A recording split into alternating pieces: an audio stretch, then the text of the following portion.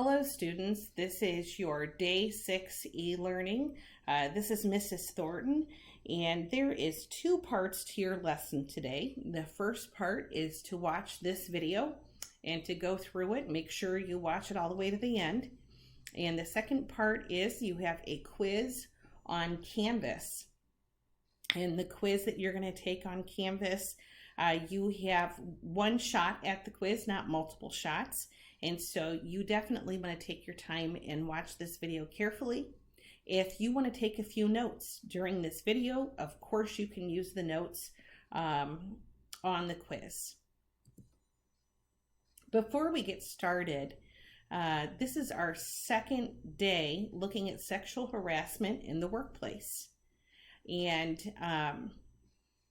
today, I want to make sure that you're understanding what sexual harassment is. So we're going to review a couple of things from Wednesday. And then the most important part of this is how to take action if this happens to you.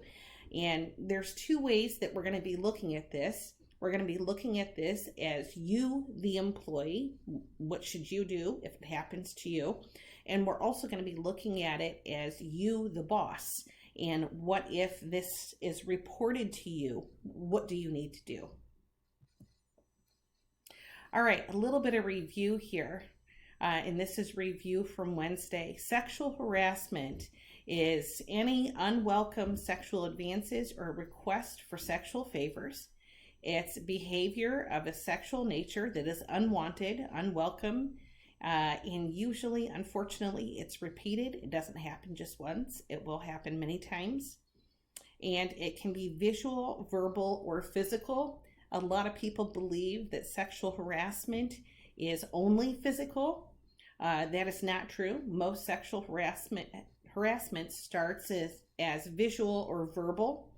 And if you can kind of squash it at that point, then it never gets to the physical part, which would be fabulous. All right, this review here, if you remember, we have two different types of sexual harassment. The first one is quid pro quo, which means this for that. And it usually involves a superior and an employee. And that superior threatens or promises rewards in exchange for sexual favors.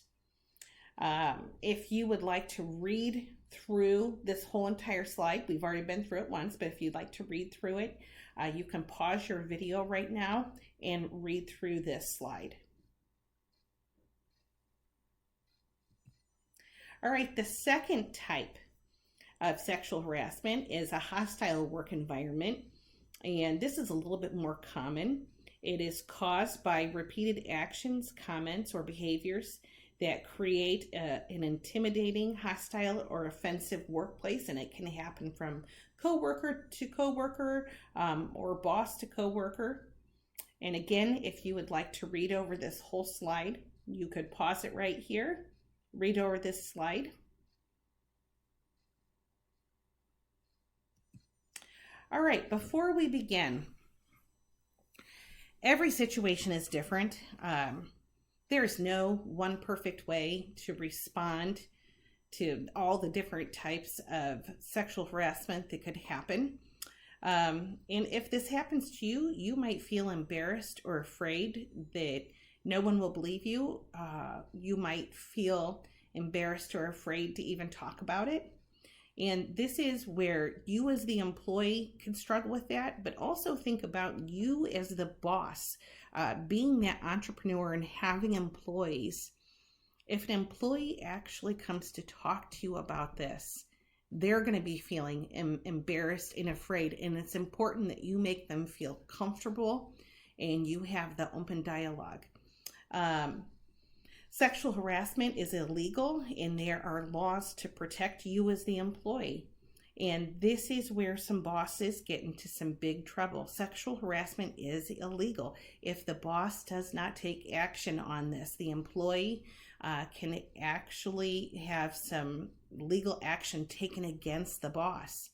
And so it's important to know that you as the boss, you need to take action if an employee comes to report any of this to you.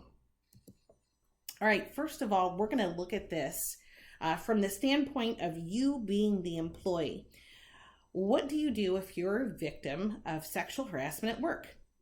Well, first of all, if you feel comfortable, tell the harasser that you do not like their behavior. A lot of sexual harassment can be stopped at the very beginning when a harasser would use maybe a name like sweetie or honey with you that makes you feel uncomfortable, or they tell you that sexual joke. And if you just kind of look back at them and say, yeah, man, we're at work, you shouldn't be talking that way. For some harassers, that will just stop the behavior immediately. If you do not feel that you could address that person, then you need to tell a trusted adult or tell your manager if you're an employee. Second thing that you can do, keep a written record of the incidents. So let's say that you did go ahead and take care of it yourself. You had a coworker tell you a sexual joke, maybe it was just kind of creepy in some way, that they knew that they were being creepy, the way they were looking at you and what they were saying to you, and you addressed it. Keep a written record of it, because if it happens again, you will want to show your manager a pattern of what is going on. In the written record, put down the date and the time as best as you could, and be specific with what was said to you. Number 3, find out your employer's policies and procedures for filing a complaint. If this is something that happens a couple of times and you've tried to handle it on your own and you don't like the way it's going, file a complaint and actually go do that. And for some employers, it's filling out a piece of paper, again, so there's a written record of it. If you are the manager, make sure your employees know this is the proper procedure for filing a complaint against a coworker. Have those things available to them. Don't have this be something that's hidden away where they don't know what to do. Make sure that you're very clear about that not being appropriate in the workplace. Number 4, if you're the employee, if the place that you work doesn't seem to have a way to file a complaint, or you've tried to talk to your boss about it and you're getting nowhere, that's where you can file with the Equal Employment Opportunity Commission, the EEOC. And if you're a teenager, have your parents help with this. And if you're an adult, when it happens, all you have to do is Google them, look it up, and go through what they have to say. Now, if you are the boss of a company and an employee has come to you and has complained about sexual harassment, and you do not take it seriously and you don't take action on it, you don't talk to the harasser, you don't perhaps put the harasser on a small suspension for what they did if it was their first infraction. If you do nothing about it, your employee can go and file with the EEOC. This is where you, as the boss, you're going to be getting into some big trouble.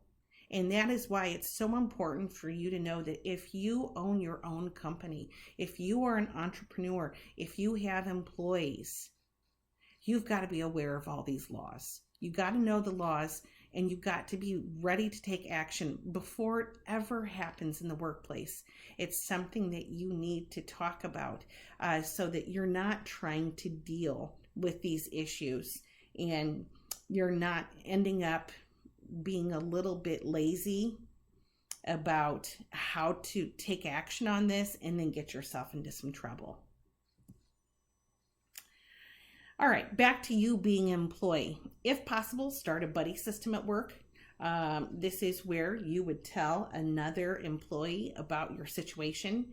And if you tell them about the situation and perhaps a problem you're having with a certain employee, the buddy system could be a great way where they're kind of aware of your situation and they're looking out for you. And you can look for other employees that could be a witness, or look for other victims in the workplace too, if you're an employee. A lot of times the sexual harassers, they don't have just one victim, they will have multiple victims. And that's where you want to be very clear about this. If you are the manager or the boss, it is good to be very aware that sexual harassers can have multiple victims. If you have several people come to you and report that there is a problem, if you have cameras in your workplace where you can really verify that, if you have witnesses that are not going to be gaining anything from a person being fired, then it is time to carefully look at that situation, and it might call for you to fire that employee to create a safe work environment for all of your employees. So just be aware that it could get to that point. Your task today is you're going to take a quiz in Canvas about Wednesday's lesson, which I reviewed that, and today's lesson too. You only have one chance with this quiz. It's just a few questions. And if you have notes that you took along this little lesson, then you can use the notes on it. Or if you want to watch the video twice, that's fine too. But what I need you to do now is go to that same page in Canvas, and there's the link to the quiz. Have a good day.